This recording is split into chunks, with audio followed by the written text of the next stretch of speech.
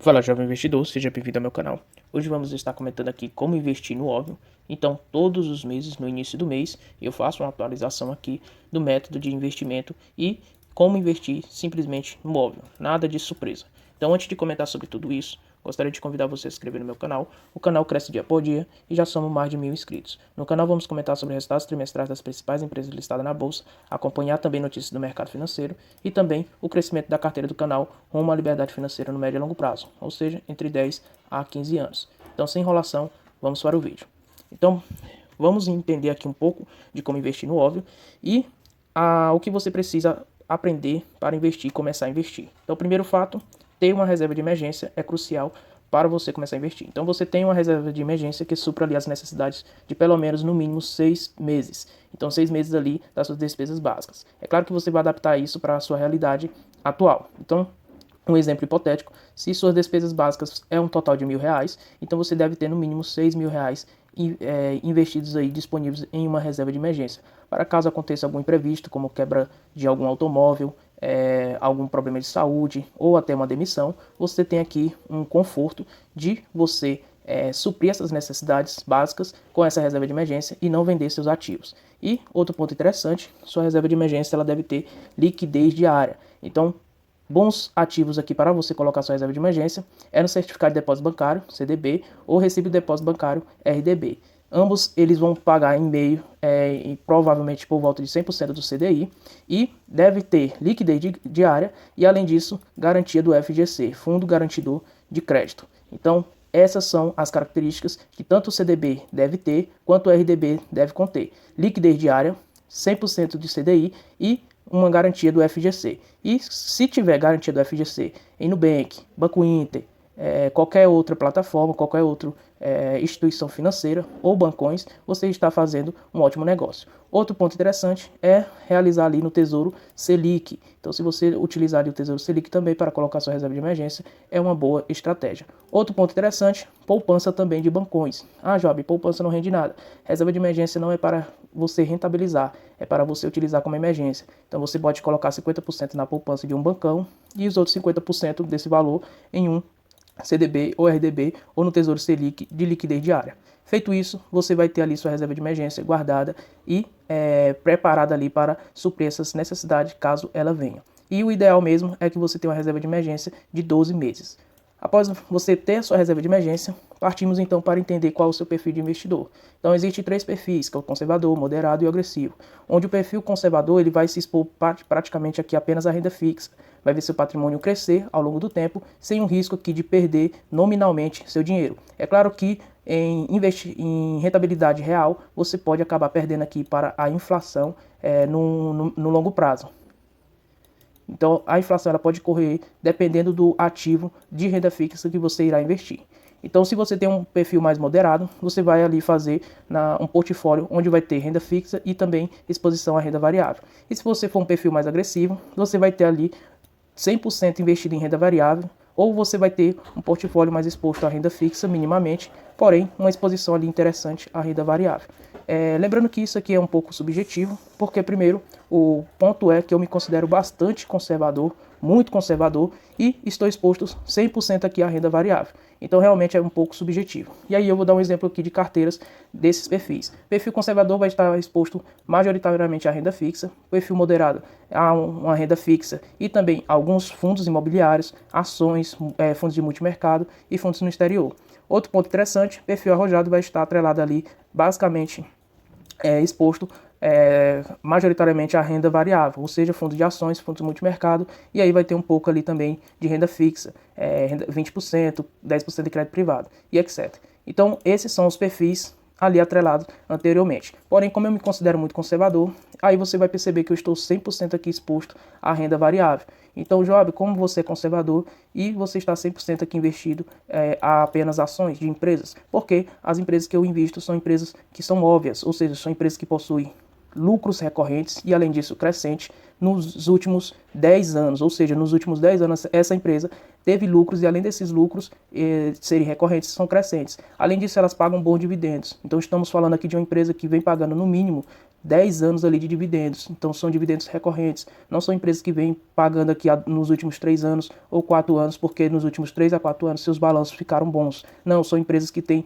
resultados previsíveis e esses resultados possuem uma margem líquida muito alargada, ou seja, tem ali uma margem acima de 10%. Então essa margem líquida acima de 10% mostra que a empresa ela é muito rentável e muito lucrativa. Então, empresas como o Banco Bradesco, o Banco do Brasil, são empresas óbvias, que lucram aí recorrentemente acima de 20 bilhões de reais. E esses 20 bilhões de reais são lucros da empresa. E além disso, tem zero dívidas e estão negociadas abaixo do seu valor patrimonial. Então, realmente, o risco aqui é zero em investir em empresas assim. Aí você quer se aventurar e vai lá, investe em Magazine Luiza, coloca 100% do seu patrimônio em Magazine Luiza, um ativo que não tem resultados previsíveis. Então, como é constituída a minha carteira? Minha carteira ela é exposta a 90% aqui em empresas de setores perenes, ou seja, empresas que é o óbvio, e esses 90% aqui é minha carteira previdenciária. Como o meu aporte ele é pequeno, ele é em torno de 250 a 500 reais, o que é que eu realizo? Eu realizo então uma exposição de risco uma gestão de risco de 10%. E essa gestão de risco de 10%, ela contém ações de oportunidade, que no caso hoje é a Magazine Luiza, e criptomoedas, que é exposta aí apenas por Bitcoin e Ethereum. Então, basicamente, essa gestão de risco não pode ultrapassar 10% da minha carteira. E, majoritariamente, 90% são empresas óbvias. Se caso esses 10% que eu estiver errado, simplesmente será ferido aqui o meu ego, mas não o meu patrimônio que está majoritariamente, ou seja, 90% aqui investido no óbvio, onde eu tenho zero receio em investir nessas empresas. E aqui é a tacada no curto a médio prazo que eu quero dar, porque vai somar junto com meus aportes e aí eu vou ter maior recurso para investir nessas empresas que são óbvias. E aí, outro ponto interessante que a gente vai observar é que essas empresas, elas devem atuar em setores competitivos e que tenham vantagens competitivas. Então, empresas que tenham vantagens competitivas, ou seja, que desenvolvam atividades ali que são essenciais para o ser humano, que irão depender desses serviços pelos próximos 100 mil anos. Então, bancos, elétricas, seguros, saneamento e telecomunicações se qualificam nesses segmentos. E quem desenvolveu esse acrônimo aqui, o BEST, foi o nosso maior investidor pessoa física do Brasil, Luiz Bass Filho. Então, investir em empresas desses setores já possui essa vantagem competitiva no mercado. Outro ponto interessante é que só ao aplicarmos esses setores aqui dentro das mais de centenas de empresas listadas na Bolsa de Valores do Brasil, você já elimina muita empresa ruim. E aí, quando a gente parte, então, para pegar as melhores empresas desses setores, aí a gente vai obter uma lista de empresas muito interessante para a gente avaliar. E como a gente vai escolher essas empresas? Através de um checklist. Então, o checklist que eu vou deixar aqui acima no card de um vídeo e também vou estar atualizando aqui esse vídeo para termos aqui um checklist sempre atualizado de método de investimento, sempre no início de cada mês.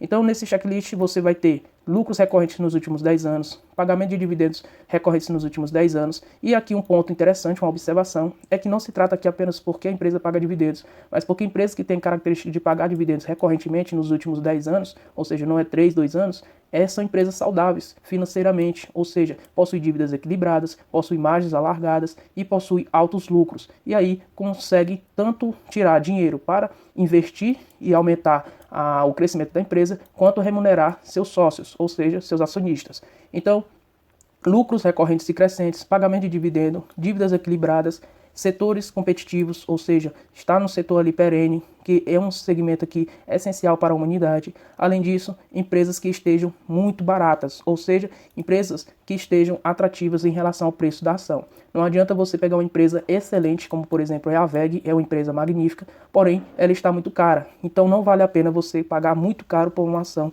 excelente. É melhor você pagar muito barato por uma ação boa do que pagar muito caro por uma ação excelente. Então, de fato, você precisa aplicar esses checklist aqui, esses critérios fundamentalistas, e aí pagar pela ação apenas quando ela estiver num preço bem atrativo. Então, feita essa lista, você vai então acompanhar a variação de preço das suas cotações em relação ao seu valor intrínseco, pela forma de Benjamin Graham ajustada, que é a que eu utilizo. Então, nessa fórmula, a gente consegue obter o valor intrínseco da empresa e comparar com as cotações atuais e saber qual é a margem de segurança da empresa. Feito isso, você vai investir na empresa que estiver mais atrativa em relação a preço. Então, nesse momento, por exemplo, a gente observa que a empresa mais atrativa aqui é o Banco Bradesco, com 57% de margem de segurança. A próxima é a Neo Energia, com 40% de margem de segurança. Em seguida, vemos aqui a Itaúsa, com 38% de margem de segurança. Então, estamos aqui falando de empresas muito boas, competitivas, que possuem ali vantagens competitivas, lucros recorrentes e crescentes, dívidas equilibradas. Então, só nessa tabela aqui a gente consegue observar apenas empresas espetaculares. E, além disso, você vai estar pagando por essas empresas, você vai estar pagando a um preço muito atrativo. Ou seja, empresas boas como, por exemplo, a BB Seguridade, sabemos que ela é uma empresa excelente, mas no momento está cara, aí você fica apenas aqui acompanhando a queda dos preços e se caso ela fique atrativa, você começa a comprar. Então você vai ter uma lista de empresas boas e esperando aqui uma atratividade do mercado para você comprar essas ações. Então é isso, pessoal, é assim que eu realizo a prática, a escolha de empresas boas e vou formando aqui a carteira de investimento. E aí, como é que eu realizo a escolha da carteira e a questão de diversificação? A diversificação vai ser consequência da construção do meu patrimônio. Então, vou comprando aqui as ações que estejam mais atrativas. No momento, Banco Bradesco. Então, vou comprando o Banco Bradesco aqui até ela deixar de ser atrativa, ou seja, ela começar a apreciar. Então, se a ação começar a ir para R$16, R$17, não se torna mais atrativa em relação ao preço. Então, eu passo a observar qual é a próxima empresa interessante em relação a preço. E ela vai compor a minha carteira. Que no caso, vamos supor que a Neo Energia fique estagnada em relação a preço. E aí, apresente a margem de segurança de 40%. Então, ela será a nova empresa que irá compor meu portfólio. Ou seja, vai entrar aqui a Neo Energia. E aí, você vai observar que uma empresa de energia entrou no meu portfólio. E aí, quando ela deixa de ser atrativa em relação a preço, vai entrar outra empresa. E aí, a diversificação vai sendo consequência na construção do patrimônio.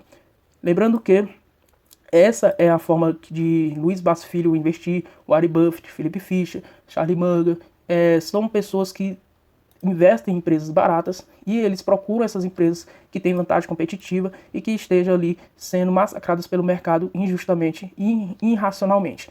Outro ponto interessante é que você vai observar frases muito emblemáticas aqui do Warren Buffett, como por exemplo, a diversificação é uma proteção contra a ignorância. Faz pouquíssimo sentido para quem sabe o que está fazendo. Então, se você de fato sabe o que você está fazendo, sabe onde está investindo o seu dinheiro, não faz sentido você pegar R$1.000 e dividir ali em 10 empresas. Então, você vai estar pulverizando ali uma coisa que você não tem, que é seu patrimônio.